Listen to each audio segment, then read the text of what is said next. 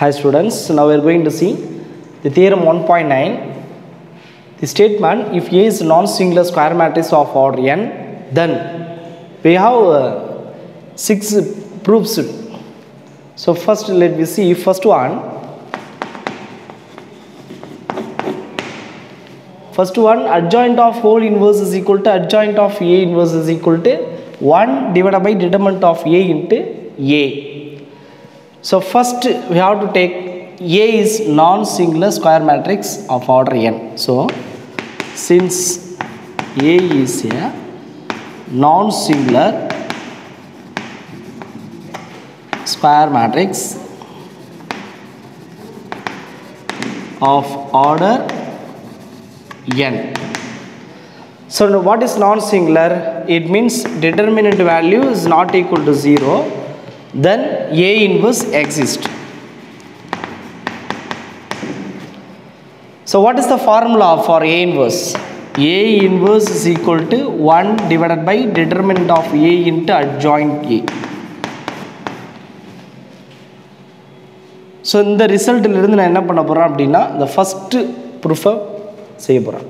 So அதுக்கு the first ல இருந்து நான் adjoint A values find பண்ண போறேன். So adjoint of A which is equal to the determinant values cross multiply பண்ணோம் அப்படினா நமக்கு என்ன கிடைக்கும்? Determinant of A into A inverse அப்படினு கிடைக்கும். So adjoint of A why determinant of A into A inverse னு எழுதிருக்கோம். எதில இருந்து derive பண்ணிருக்கோம்னா A inverse கான ஃபார்முலால இருந்து. So first proofல நமக்கு whole inverse எடுக்கணும். இல்லையா? So second one A why replace by A inverse. So அதுக்கு என்ன செய்ய போறேன்? So take inverse on both sides. Okay? So adjoint A whole inverse which is equal to determinant of A into A inverse the whole inverse which is equal to இப்போ இதில் determinant of A ன்றது வந்து ஒரு constant value. So அப்போ whole inverse இருக்கு. So இந்த values நம்ம வெளியில் எடுத்தோம்னா எப்படி கிடைக்கும்? 1 divided by determinant of A into A inverse the whole inverse னு எழுதலாம். So இது எந்த ப்ராப்பர்ட்டி அப்படின்னா some constant k A the whole inverse அப்படின்னா 1 by k into A inverse this property. Okay, so constant இந்த மேட்ரிக்ஸ் கூட multiply இருக்குது அப்படின்னா whole inverse எடுத்தோம் அப்படின்னா அந்த கான்ஸ்டன்ட் வெளியில் இருக்கும்போது டிவைடில் வரும். அப்போ this is result. அப்போ 1 divided by determinant of A into A inverse whole inverse அப்படின்னா double inverse, law of double inverse. அப்போ அந்த ப்ராப்பர்ட்டிஸ் யூஸ் பண்ணும்போது நமக்கு என்ன வரும்? A inverse whole inverse is nothing but A. அப்போ adjoint of whole inverse equal to நமக்கு என்ன கிடைச்சிருக்கு அப்படின்னா 1 divided by determinant of A into A. So this is equation 1. Next second one proof பண்ணோம். So second one என்ன செய்ய போறேன்? இதிலிருந்து adjoint of A is equal to determinant of A into A inverse இருக்கு. So இதில் நான் என்ன செய்ய போறேன்? A வந்து உள்ள இருக்கு inverse இல்லையா? So அதனால replace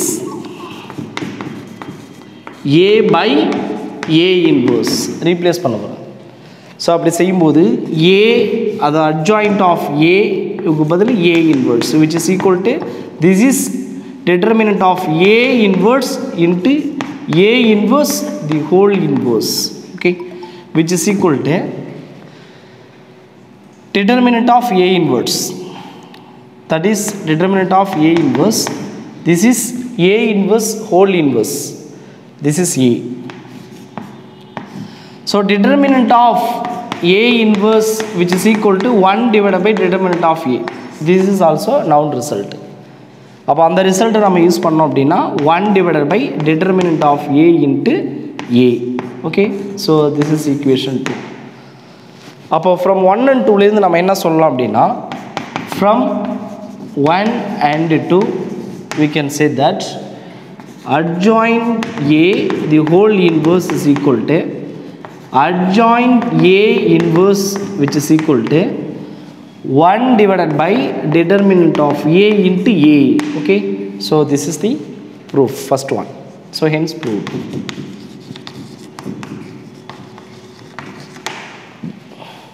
Next let me see second one. The second one என்ன ஃபைண்ட் பண்ண determinant of adjoint A is equal to determinant of A power n minus 1 அப்படின்னு ப்ரூஃப் பண்ணோம். ஸோ இதுக்கு நமக்கு தெரிஞ்ச result A into adjoint A is equal to adjoint A into E is equal to determinant of A into IN. Okay, இதில் நான் ஒரு ரிசல்ட்டை மட்டும் எடுத்துக்கிறேன். எது எடுக்கிறேன்னா A into adjoint A is equal to determinant of A into IN. So இதை மட்டும் நான் எடுக்கிறேன்.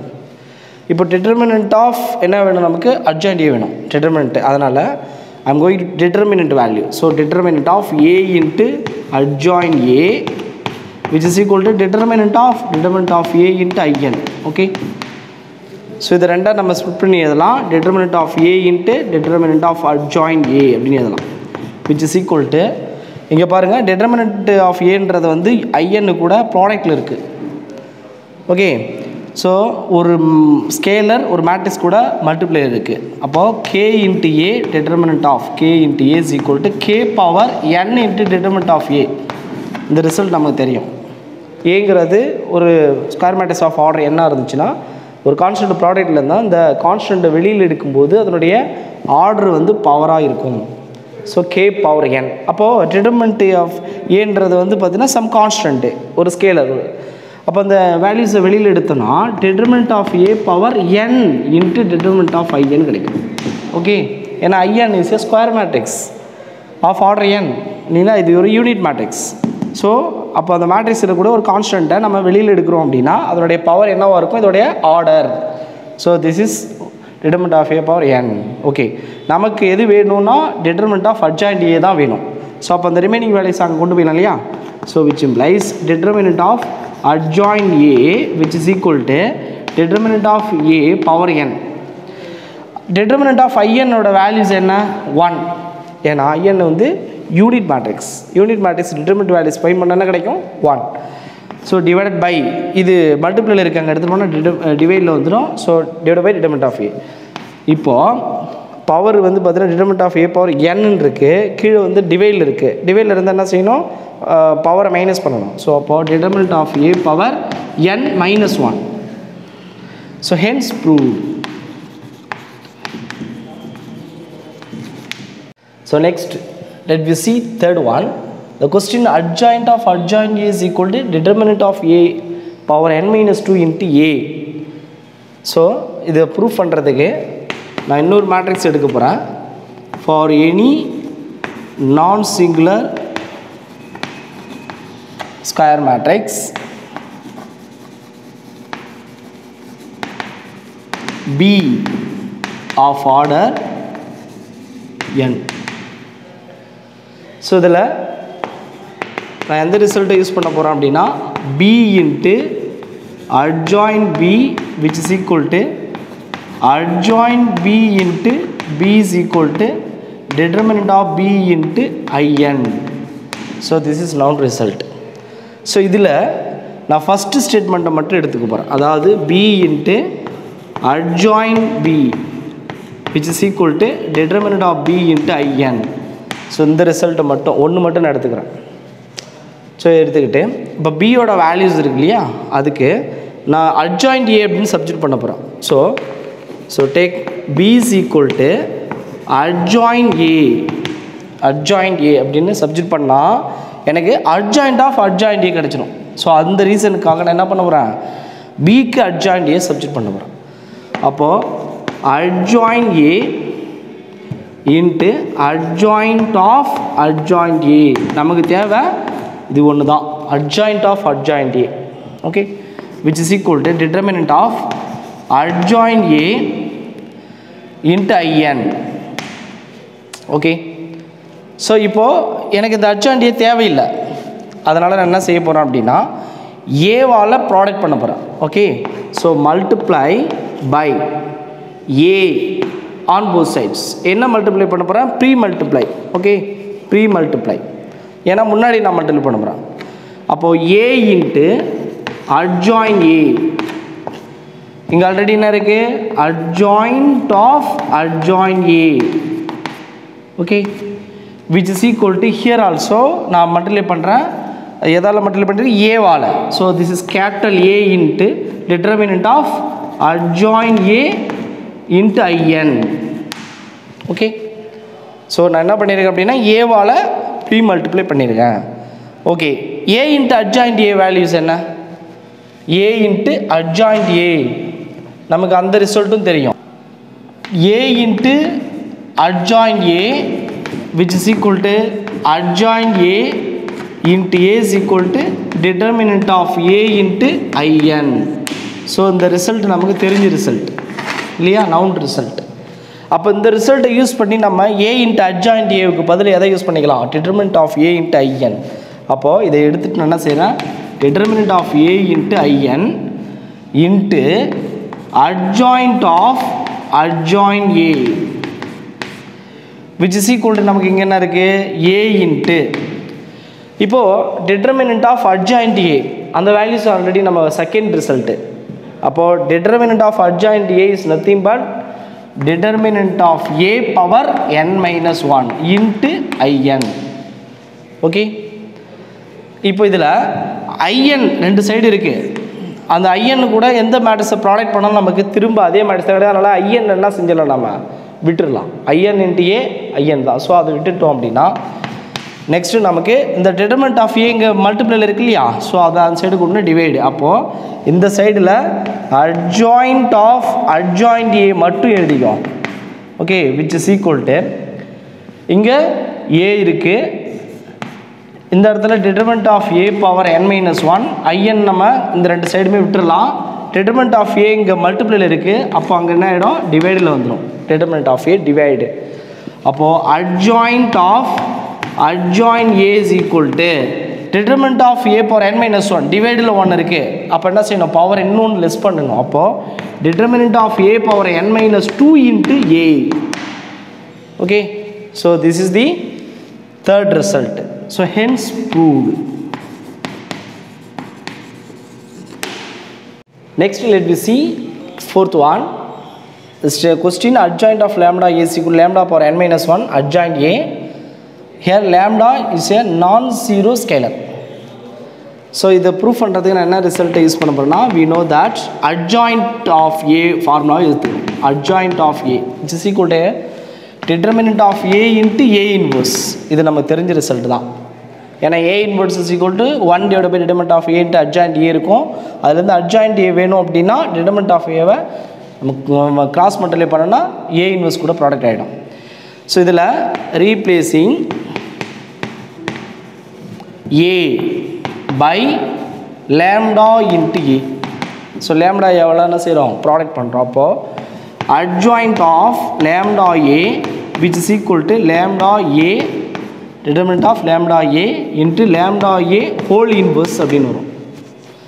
So which is equal to lambda நம்ம காமனாக வெளியில் எடுத்தோன்னா ஆகும், டிட்டர்மினன்ட் வேல்யூஸில் வெளியில் எடுத்தோன்னா அதோட பவரோட வெளியில் வரும். பவர் வந்து ஆர்டராக இருக்கும்.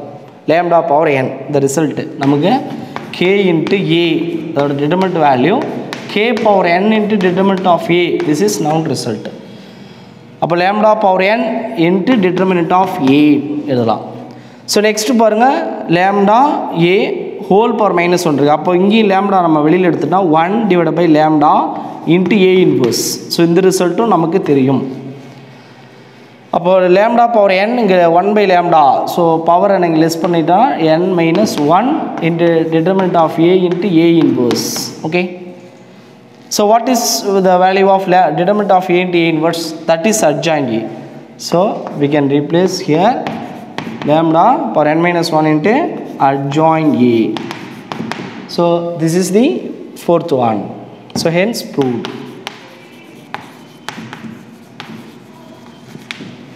So next let me see fifth one.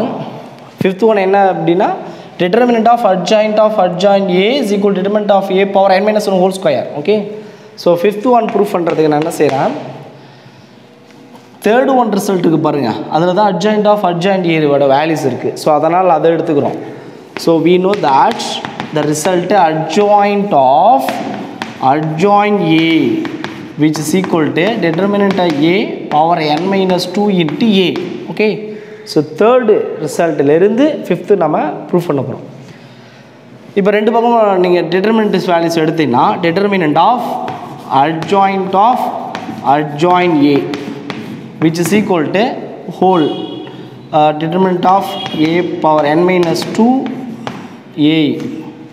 So whole determinant values எடுத்துருக்கோம். இப்போது determinant of A power n minus 2 அப்படிங்கிறது சம் கான்ஸ்டன்ட்டு. இது ஃபுல்லாகவே ஒரு கான்ஸ்டன்ட் தான். டிட்டர்மினன்ட் வேல்யூ அப்படின்னாலே சம் ஸ்கேலர் வேல்யூஸாக கிடச்சிருக்கும். ஸோ இது ஃபுல்லாகவே அப்போ இந்த வேல்யூஸ் எல்லாத்தையுமே என்டையர் வேல்யூஸ் நம்ம வெளியில் எடுக்கிறோன்னா again determinant of k into A which is equal to k power n into determinant of A. Okay, எந்த கான்ஸ்டன்ட் இருந்தாலும் அதனுடைய பவர் என்னவாக இருக்கும், அதனுடைய ஆர்டராக இருக்கும். So n. அப்போ இது ஃபுல்லாகவே ஒரு கான்ஸ்டன்ட் தான். ஸோ இது ஃபுல்லாகவே k அப்படின்னா வெளியில் எடுத்துகிட்டு என்ன வந்துடும், determinant A power n minus 2 whole power n. Okay, இது ஃபுல்லாகவே ஒரு ஸ்கேலராக தான் நீ கன்சிடர் பண்ணணும். இன்ட்டு determinant of A அவ்வளோதான். ஸோ இதை மட்டும் நம்ம இப்போ சிம்பிளிஃபை பண்ணால் எப்படி இருக்கும், determinant A பவர், இது ரெண்டும் பவருக்கு பவர், அப்போ ரெண்டுத்தையும் என்ன செய்யணும், ப்ராடக்ட் பண்ணணும் இல்லைங்களா. அப்போது n minus 2 into n. So product பண்ணணும், இந்த ரெண்டு பவருக்கு பவர் இருந்தால் ப்ராடக்ட் பண்ணணும். Into determinant of A.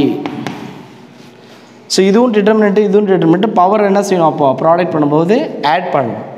So அதுக்கு முன்னாடி நம்ம மல்டிப்ளை பண்ணிக்கலாம். So determinant A power n into n n square, this is minus 2n. Okay, இதோட பவர் 1 தானே. ஸோ இதை ஆட் பண்ணிங்கன்னா ப்ளஸ் 1. ஸோ இது எப்படி இருக்குது, a square minus 2ab plus b square அந்த ஃபார்மெட்டில் இருக்கா. அப்போ இதை n minus 1 தி ஹோல் ஸ்கொயர்னு எழுதலாம். அப்போ this is determinant of A power n minus 1 the whole square. இதை எக்ஸ்பெண்ட் பண்ணிங்கன்னா you will get the contradiction. So this is the fifth proof. So hence proved.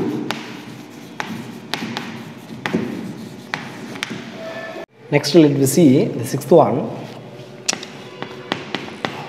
This question, adjoint of A whole transpose equal to adjoint A transpose. So to prove this, we know the formula for inverse. A inverse is equal to 1 divided by determinant of A into adjoint A. So இந்த ஃபார்முலாவில் இருந்து adjoint A வேல்யூஸை find பண்ணுறோம். adjoint A is equal to determinant of A into A inverse. Okay, so இங்கே transpose வந்து பார்த்தீங்கன்னா இதில் இன்சைடில் இருக்குது, இது அவுட் சைடில் இருக்குது. அப்படின்னா transpose and adjoint are interchangeable அப்படின்றத நம்ம ப்ரூஃப் பண்ண போகிறோம். ஸோ அதனால் replace A by A transpose. So replace பண்ணும்போது adjoint of A transpose which is equal to determinant of A transpose into A transpose the whole inverse. Okay, so A இருக்கக்கூடிய எல்லா ஏவையும் நல்லா செஞ்சுருக்கிறேன், transpose replace பண்ணியிருக்கேன். So இப்போது determinant of A transpose again determinant of A. So transpose எடுத்து நீங்கள் determinant values fine பண்ணாலும் அப்படியே பண்ணாலும் சேமாக தான் இருக்கும். இதில் A transpose ஹோல் இன்வர்ஸ் இருக்குது, இதை A inverse ஹோல் டிரான்ஸ்போஸ்னு எழுதலாம். A inverse ஹோல் டிரான்ஸ்போஸ் கண்டிப்பாக எழுதலாம். அப்போது determinant of A into A inverse whole டிரான்ஸ்போஸ்னு எழுதலாம். ஸோ இது எப்படி இருக்கிறேன்னா inverse and transpose are interchangeable அப்படிங்கிற கான்செப்ட் யூஸ் பண்ணி தான் இந்த டிரான்ஸ்போஸ் ஹோல் இன்வர்ஸை இன்வர்ஸ் டிரான்ஸ்போஸ் நான் மாற்றிட்டேன். ஸோ இப்போது இது determinant of A into A inverse whole transpose, இந்த டிரான்ஸ்போஸ் நீங்கள் வெளியில் வேல்யூஸை எடுத்தாலும் அந்த வேல்யூஸை ஒரு மேட்ரிக்ஸ் கூட ப்ராடக்ட் பண்ணாலும் வேல்யூஸ் சேஞ்ச் ஆகாது. ஸோ அப்போது determinant of Aவுக்கு டிரான்ஸ்போஸு இருந்தாலும் இல்லைனாலும் போத் ஆர் சேம் தான். ஸோ இது எதோட வேல்யூஸ் அப்படின்னு பார்த்தீங்கன்னா this is determinant of A into A inverse. அது எதோட வேல்யூஸ்னால் adjoint Aவோட வேல்யூஸ் இது ஃபுல்லாக. அப்போது adjoint A இதுக்கு என்ன இருக்குது, ஹோல் டிரான்ஸ்போஸ், ஆல்ரெடி டிரான்ஸ்போஸ் இருக்குது. ஸோ அப்போ நம்ம என்ன செய்கிறோம், இந்த ஃபார்முலாவிலிருந்து ஏவை A டிரான்ஸ்போஸ்ன்னு ரீப்ளேஸ் பண்ணிவிட்டு அந்த இன்வர்ஸையும் டிரான்ஸ்போஸையும் நம்ம என்ன செஞ்சோம், இன்டர்சேஞ்ச் பண்ணிவிட்டு கடைசியாக ஹோல் டிரான்ஸ்போஸ்ன்னு எழுதி இந்த உள்ள இருக்கக்கூடிய வேல்யூஸ்க்கு மட்டும் adjoint Aவை சப்ஜெக்ட் பண்ணிடணும். So this is sixth one, hence prove. Thank you.